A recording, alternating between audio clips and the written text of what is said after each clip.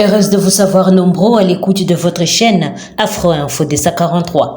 Le Rwanda ne se laissera pas intimider par ces campagnes de désinformation et de distraction des efforts de paix régionaux en cours, déclara Yolande Makulu, qui est le porte-parole du gouvernement rwandais, joint par TRT Africa. Human Rights Watch accuse les terroristes du 1-23 de commettre des exécutions extrajudiciaires, de viols et d'autres crimes de guerre à Masisi et Rutshuru dans l'est de la RDC depuis fin 2022. Et l'ONG accuse le Rwanda de soutenir les terroristes du 1-23. Human Rights Watch demande au Conseil de sécurité de l'ONU d'ajouter les dirigeants du 1-23 et les responsables rwandais qui aident ces groupes à la liste des sanctions existantes du Conseil.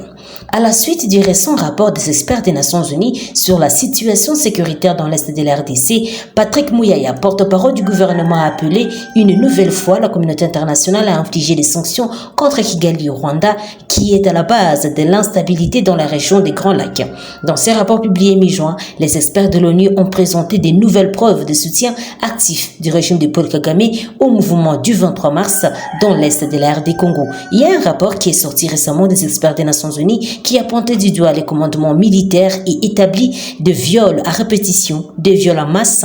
Les noms ont été écrits et cités et nous attendons notamment le président Emmanuel Macron des États-Unis d'Amérique et d'autres pays occidentaux qui avaient promis des sanctions parce que jusqu'ici, nous voulons mettre fin à la récurrente du cycle de violence dans l'Est depuis une vingtaine d'années. Il faut que la justice sévisse et nous pensons que le moment est arrivé pour que ceux qui perturbent les processus de paix en cours puissent être sanctionnés, a plaidé Patrick Muyaya, qui est le porte-parole du gouvernement invité du JT Afrique sur T25 dimanche 25 juin 2023.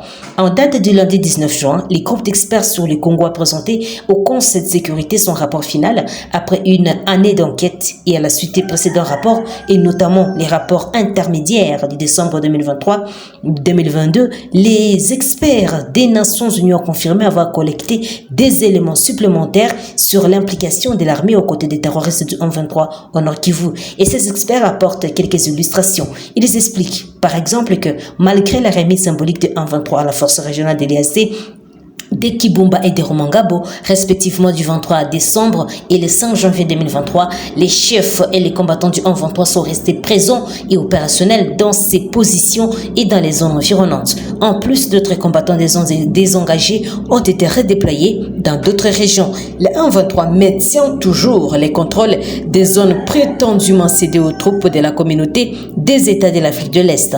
Et ces nouveaux rapports viennent confirmer la version déjà soutenue par les populations locales, la société civile et le gouvernement congolais. La situation sécuritaire dans la partie est de la RDC demeure préoccupante et la force régionale des Africa Community créée en 2022 pour arrêter l'avancée du groupe armé 2023 a récupéré depuis décembre certains des bastions de la rébellion. Mais sur le terrain, les rebelles sont toujours là et depuis lors, la force régionale a régulièrement affirmé avoir remplacé les terroristes dans cette zone et la situation est telle que les initiatives diplomatiques régionales à travers l'EAC peinent à donner des résultats sur terrain.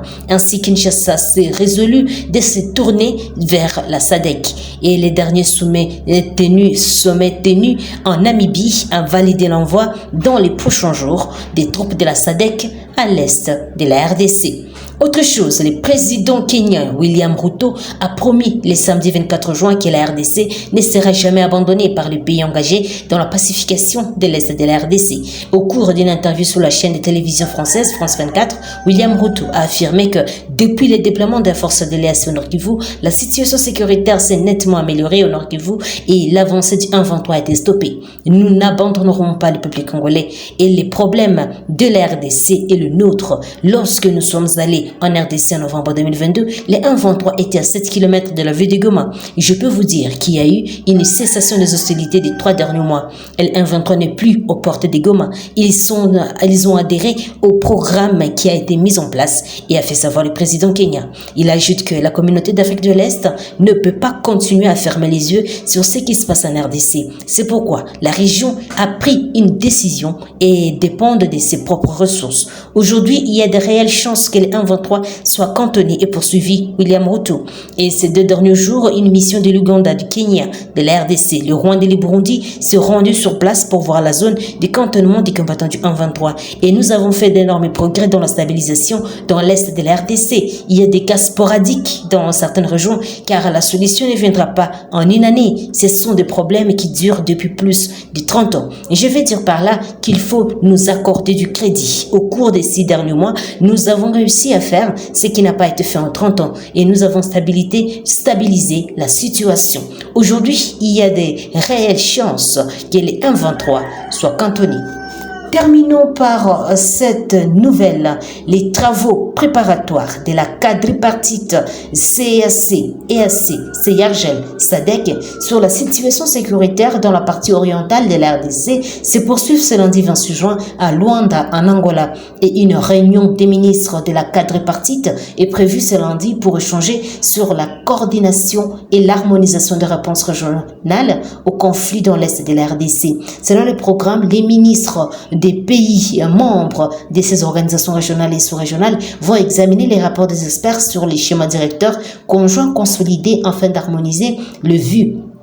L'objectif est d'arriver à une coordination de toutes les forces déployées dans l'est de la RDC pour éviter les chevauchements dans leurs actions afin d'aboutir à la pacification de cette partie du pays. Il sera aussi question au cours de ces assises de ce lundi d'adopter le projet des communiqués sur du sommet quadripartite.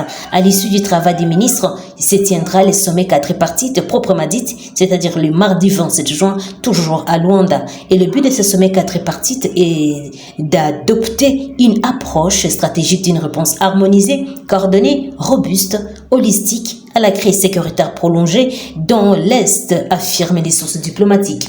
Débutés depuis le vendredi 23 juin, ces travaux préparatoires de Luanda vont se clôturer les mardis 27 juin.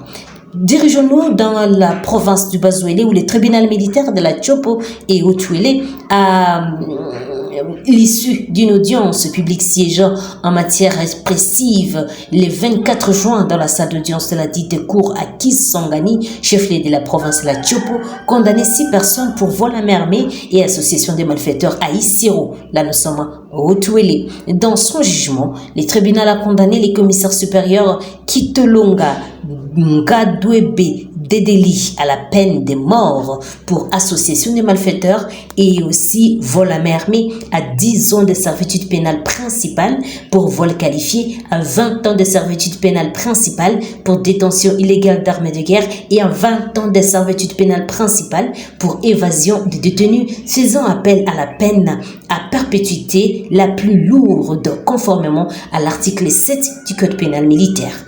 Par ailleurs, le tribunal a condamné aussi les prévenus Grâce Omwana et Bogi Nekebone à la peine de mort pour association de malfaiteurs et vol à main armée.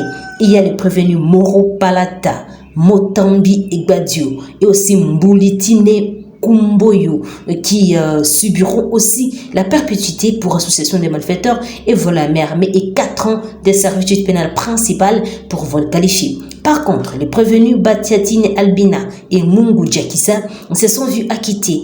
Pour rappel, ces prévenus ont été arrêtés à Isiro, chef-lieu de la province de Otuélé, accusés d'orchestrer l'insécurité entre fin 2022 et début 2023 sur l'ensemble de l'entité, occasionnant de morts d'hommes, notamment à Isiro, dans la nuit du 1er au 2 janvier 2023. Cet arrêt a soulagé la population victime depuis l'annonce de la nouvelle. Et les audiences débutées à Isiro depuis mars ont été délocalisées à Kisangani puisque la défense de l'accusé principal de ce procès, l'ex-officier de la police, avait récusé la composition de la cour qu'elle aurait estimée incompétente de juger son client. Chers téléspectateurs d'Afro Info des 43, merci pour votre fidélité et de nous avoir suivis jusqu'à la fin. N'oubliez pas de vous abonner, d'activer la petite cloche de notification pour recevoir nos informations à temps réel. Je suis Santi Chisenga depuis la province de l'Ituri pour Afro Info des 43. Au revoir.